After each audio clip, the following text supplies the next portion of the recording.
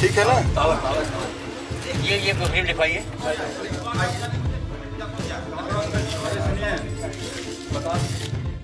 ज्ञानवापी मस्जिद के निचले कमरे का ताला खुला और इसके साथ ही सामने आया वो संसार जिसके सर्वे से पता चलेगा क्या वाकई ज्ञानवापी मस्जिद को मंदिर तोड़कर महादेव के धाम के ऊपर बनाया गया। देखिए कितनी दीवार है।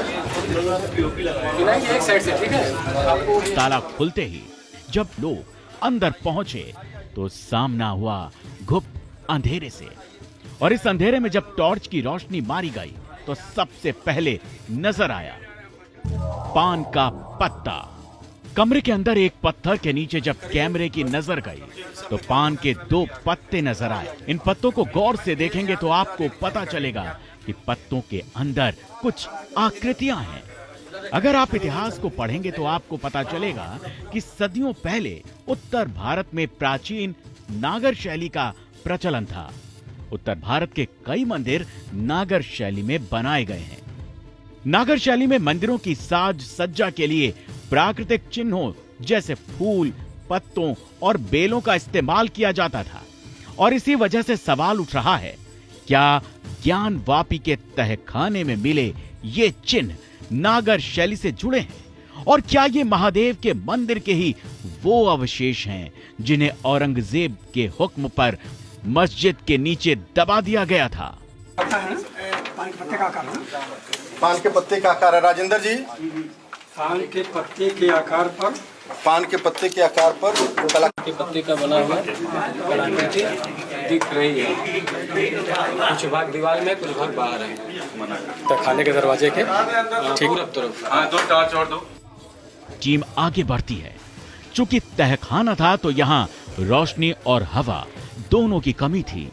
पसीने से लथपथ टीम का कैमरा जब आगे बढ़ा तो नजर आए दीवार में कुछ बड़े आकार, जिन्हें देखकर लग रहा था कि इन्हें ईंटों के सहारे बंद किया गया हो। जिस वक्त कैमरा इन बड़े आकारों को शूट कर रहा था, उसी वक्त टीम का एक सदस्य जानकारी दे रहा था कि ये आकार दरअसल अर्ध गोलाकार दरवाजे थे जिन्हें बंद किया गया। देखिए कितनी दीवार है।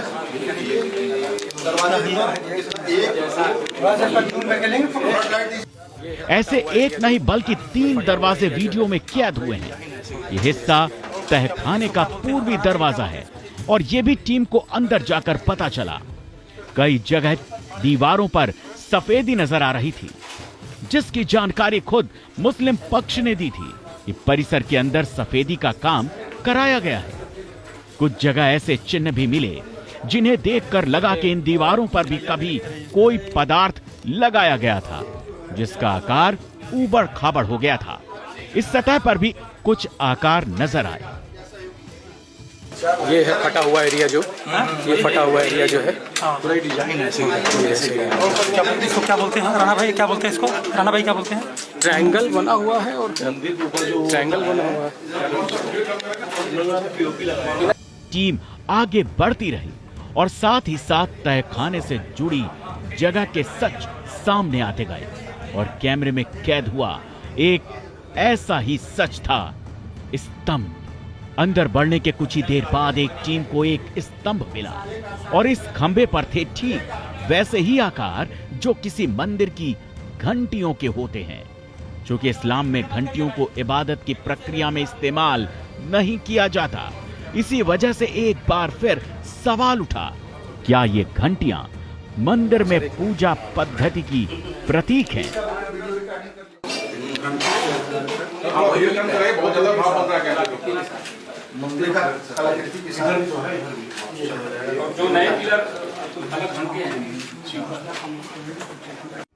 ऊपर से नीचे जब कैमरा घूमता है तो साफ हो जाता है कि स्तंभ के मध्य हिस्से पर ऐसी घंटियां चारों तरफ बनाई गई हैं। समय के साथ कुछ घंटियां टूट गईं, लेकिन गौर से देखेंगे तो बाकी पत्थर की घंटियां आज भी अपने पूर्ण आकार में हैं। जैसे जैसे यह वीडियो आगे बढ़ता है तो मस्जिद के नीचे मंदिर के होने के दावे को लेकर जिज्ञासा बढ़ती गई। खंबे पर पत्थरों से बनी घंटियां मिली। नागर शैली की निर्माण कला से मिलते जुलते पत्ते भी मिले। और फिर एक और ऐसी तस्वीर कैमरे में आई जिसका संबंध भी नागर शैली से बताया जाता रहा है। ये थे खंबे के अंदर बने आले।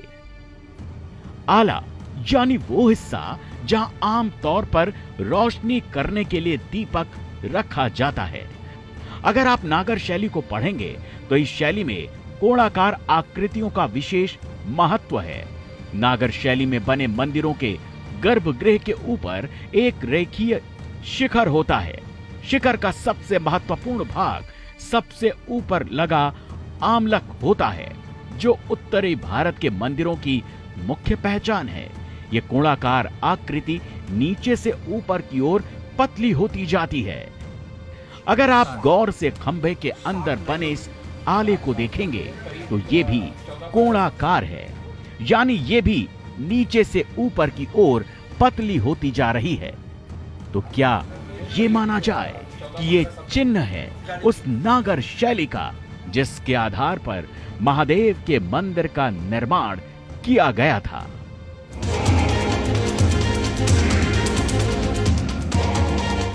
नागर शैली से जुड़े कथित चिन्हों का मिलना बार बार सवाल पैदा कर रहा था। क्या वाकई ये मंदिर के वही अवशेष हैं जिन्हें दावों के मुताबिक मुगल काल में तोड़ा गया था? मौके पर मौजूद हिंदू पक्षकार बार बार इसी सवाल के साथ तहखाने की दीवारों को देख रहे थे और टीम अपनी रिकॉर्डिंग को आगे बढ़ा रही थी। अब तक जो मिला वो इशारे दे रहा था, लेकिन आगे टीम को जो मिला उसे देखकर तो जैसे आंखों पर यकीन ही नहीं हुआ, क्योंकि आगे कुछ ऐसा था जिसे मंदिर का साक्षात सबूत कहा जा सकता है। रिकॉर्डिंग करती टीम को तहखाने के इस हिस्से में एक और स्तंभ मिला और जब कैमरे की लाइट से रोशनी इस स्तंभ पर पड़ी तो सामने नजर आए संस्कृत में लिखे श्लोक। 3, 4, 5, 6, 7 लाइनों में करीब 14-15 शब्द हैं। गौर से देखिए खंबे के इस हिस्से को। वक्त की धूल की वजह से ये शब्द थोड़े धुंधले पड़ गए हैं, लेकिन ये संस्कृत भाषा है। ये खुद वो अधिकारी कबूल कर रहे थे जो मौके पर मौजूद थे। स्तंभ के ऊपर की गई इस कलाकारी को देखेंगे तो यह जानना मुश्किल है कि यह कोई श्लोक है या फिर संस्कृत में लिखे कुछ शब्द। लेकिन वीडियो के इस हिस्से से फिर कुछ सवाल उठे। इस्लाम में इबादत अरबी में होती है, न कि संस्कृत में। तो फिर ज्ञानवापी मस्जिद के अंदर संस्कृत के श्लोक या शब्द क्यों लिखे गए हैं? जिस हिस्से पर संस्कृत लिखी मिली है वो एक खंभा है, कोई पत्थर नहीं जिसे लाकर यहां रख दिया गया हो। यानी ये खंभा इमारत का हिस्सा रहा है। 3, 4, 5, 6, 7 लाइनों में करीब 14-15 शब्द हैं। जहां संस्कृत के शब्द लिखे हैं उसी स्तंभ के नीचे और आगे की तरफ कुछ और आकृतियां भी बनी हैं, जो हैं पुष्प कमल यानी फूल। अगर आप गौर से देखेंगे तो आपको एक के नीचे एक कम से कम 5 पुष्प कमल नजर आएंगे। इस किस्म के पुष्प कमल भी नागर शैली के निर्माण का हिस्सा माने जाते हैं। जैसा कि हम आपको पहले भी बता चुके हैं कि प्राकृतिक चिन्ह नागर शैली के निर्माण की विशेषता माने जाते हैं। ये भी ठीक उसी किस्म के पुष्प कमल हैं और इसी वजह से दोबारा अंदर से एक प्रश्न उठता है, क्या ये पुष्प कमल मंदिर के प्रमाण है? कथित पुष्प कमलों को शूट करता कैमरा जब थोड़ा घूमता है तो एक और चौंकाती तस्वीर सामने आती है। चूंकि तहखाने के जिस हिस्से में वीडियो शूट किया गया वहां काफी अंधेरा था, तो आपको गौर से इन आकृतियों को देखना पड़ेगा। इन पुष्प कमलों के साथ आपको कुछ पत्तियां भी नजर आएंगी, फूल और पत्ती एक साथ। फिर कयास पैदा होता है, क्या ये नागर शैली में बनाए गए मंदिर के ही चिन्ह हैं? रिकॉर्डिंग आगे बढ़ती है और वीडियो में फिर कुछ ऐसे फर्क नजर आते हैं जिनकी वजह से तहखाने से जुड़े इस हिस्से में मौजूद लोगों की नजर एक बार फिर रुक जाती है। इन अवशेषों के कुछ हिस्से आपको पत्थर से बने नजर आएंगे तो कुछ हिस्सों में ईंट नजर आएगी, वो ईंट जिनका इस्तेमाल आधुनिक युग में किया गया है।